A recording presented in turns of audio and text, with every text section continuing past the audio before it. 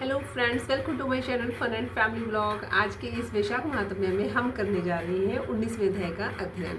हमारे 18 अध्याय पूरे हो चुके हैं और उनके ऊपर वीडियो भी बन चुकी है। अगर आपने अभी तक नहीं देखी है तो आप उसे ज़रूर देखिए ताकि आपको पता चल सके 18 अध्यायों के अंदर हमने कितनी नई नई कहानियाँ और कितनी नई नई बातें सीखी हैं। कभी हमने ये सीखा कि अगर दान सीधे सीधे हम नहीं कर सकते, अगर किसी दूसरे को प्रेरणा देते हैं तब भी हमें उसका फल मिलता है। जल दान का फल हमने देखा, छतरी दान का फल देखा, जूता दान का देखा। कथा करने वालों ने अगर उस जल को भी किसी के ऊपर छिड़का तो उसका भी महत्व देखा। इतने सारे फायदे देखकर क्यों ना इस कथा को आगे और सुना जाए। तो शुरू सभी देवी देवताओं को नमस्कार करते हुए शुरू करते हैं हम हमारा आज का 19वां अध्याय। वैशाख महात्म्य में व्याध बोला, हे ब्राह्मण, आपने समस्त शुभ फल के दाता वे शौक्त धर्म विष्णु भगवान के निमित्त बताए हैं। वह विष्णु कैसे हैं, उनके लक्षण और परिणाम क्या है, कैसे लोग अपने सद्भावों से इन्हें जान सकते हैं। वैशाख धर्म क्या है जिनसे विष्णु भगवान प्रसन्न होते हैं, यह सब मुझे बताइए। व्याध के इस प्रकार पूछने पर शंख मुनि बोले, हे व्याध, मैं विष्णु भगवान के कलमश रहित रूप का वर्णन करता हूँ। यह रूप ब्रह्मादि से लेकर किसी मुनि के ध्यान में नहीं आता। विष्णु भगवान पूर्ण शक्ति युक्त निर्गुणा अनंत सच्चिदानंद रूप है। संपूर्ण चराचर विश्व उन्हीं के आश्रय और वश में है। अब मैं तुझे उसी परमात्मा साक्षात ब्रह्मा के लक्षण बताता हूँ, जिससे उत्पत्ति, स्थिति, संहार, आवृत्ति, नियम, प्रकाश, बंधन, मोक्ष और वृद्धि होती है। इस परमात्मा के जन्मादि तो केवल शास्त्र से जानने योग्य है। वेद, स्मृति, पुराण, इतिहास, पंचरात्रि और महाभारत ये विष्णु भगवान के आत्म रूप हैं। इन्हीं के द्वारा विष्णु भगवान जाने जाते हैं, अन्य किसी प्रकार से नहीं जाने जाते। इनके जन्म, कर्म और गुणों को जानकर प्राणी मोक्ष पाते हैं। कर्म से विष्णु भगवान का महात्म्य सातिशय होता है। इसी प्रकार देव, ऋषि, पिता और माता प्रत्येक में शक्तिमान रूप में विद्यमान रहते हैं। प्रत्यक्ष आगम या अनुमान से, बल और ज्ञान से सुख में प्रथम मनुष्य को उत्तम जानो, फिर ज्ञानादि द्वारा आवृत राजा को 100 गुणा अधिक जानो। इससे तत्वाभिमानी देवताओं को 100 गुणाधिक जानो। देवताओं से सप्तऋषि बड़े हैं। सप्तऋषियों से अग्नि, अग्नि से सूर्यादि, सूर्य से बृहस्पति, बृहस्पति से वायु, वायु से इंद्र, इंद्र से पार्वती, पार्वती से सद्गुरु महादेव, महादेव से बुद्धि देवी और बुद्धि से भी प्राण बलिष्ठ है। प्राण से अधिक कुछ नहीं। यह संपूर्ण जगत प्राणात्मक है।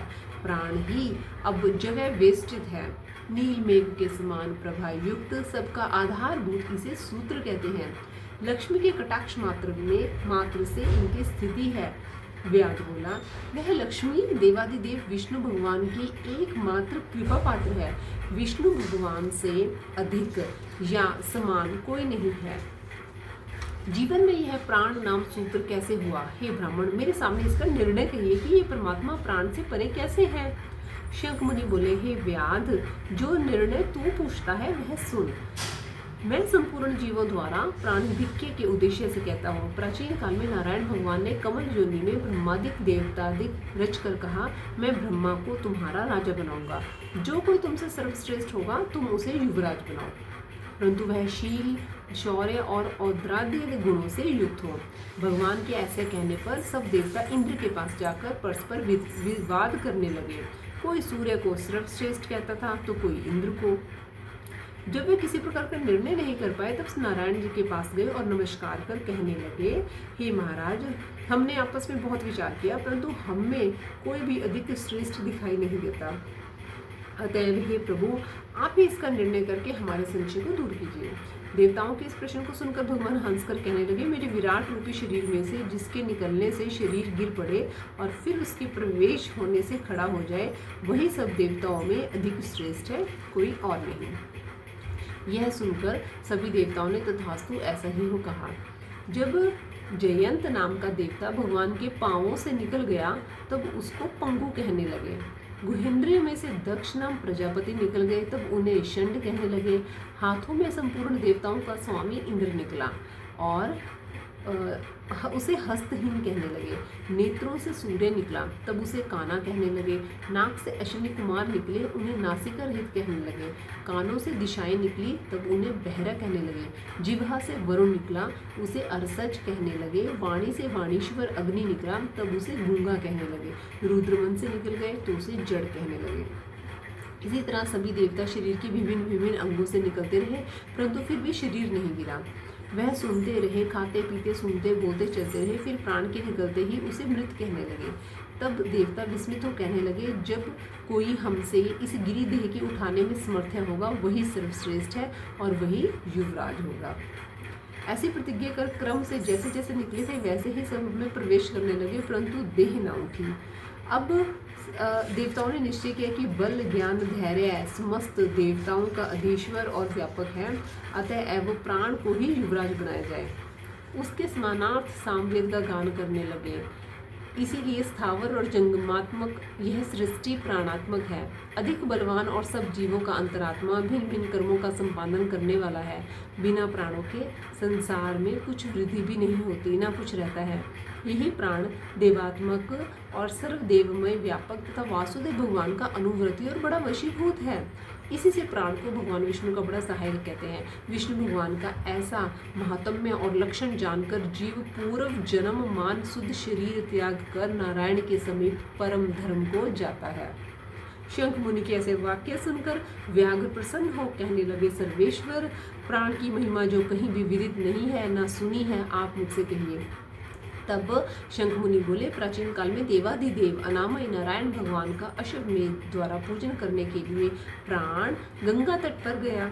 वहाँ पर बहुत से मुनियों को संग ले हल से भूमि को शुद्ध करने लगा।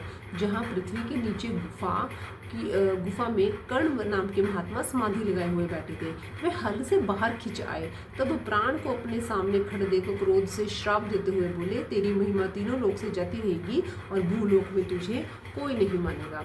मुनि के ऐसे कहने पर क्रोध कर प्राण बोला, मैं निरपराध हूँ, तूने बिना अपराध के मुझे श्राप दिया है, इसलिए हे कण्व तू गुरुद्रोही हो जा और तेरी वृत्ति विश्व में निंदित हो।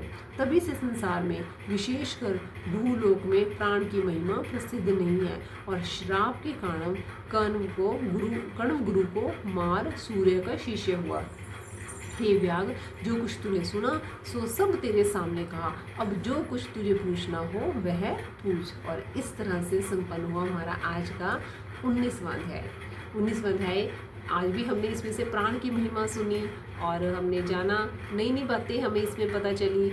20वें अध्याय के अंदर हमें क्या नया कुछ सीखने को मिलेगा, उसके लिए आप हमारे साथ बने रहिए और देखते रहिए हमारा channel fun and family blog. Bye.